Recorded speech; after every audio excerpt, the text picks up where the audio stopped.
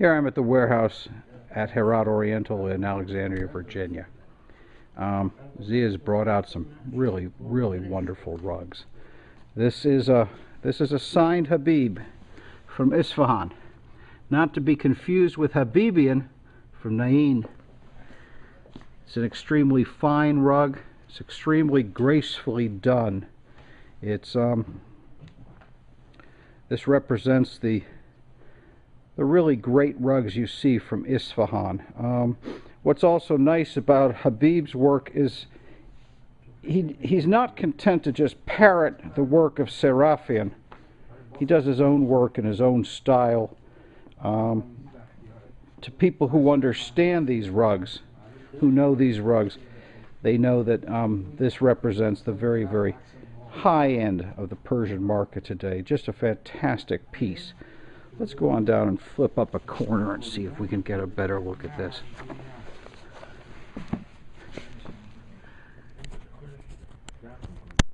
There. Seeing my thumb there, you can get an idea of just how very fine the weave is. Really nice workmanship. You know, one of the things, when you look at these, you expect the perfectly resolved corners. The way that this goes straight in from this point to this point. You can see how just really nicely they've done it. So you've got the center point that frames the, the guard border frames the center, and then you've got a perfectly executed corner. That's typical of these.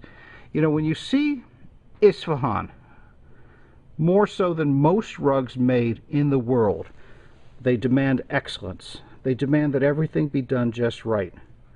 In fact, they don't send them out with their signatures on them unless they are done just right. So this makes this a very special piece. Of course, there's lesser rugs with signatures of people no one ever heard of, but Habib is one of the good ones. Looking at the Isfahan Habib, one of the questions I had about it was price.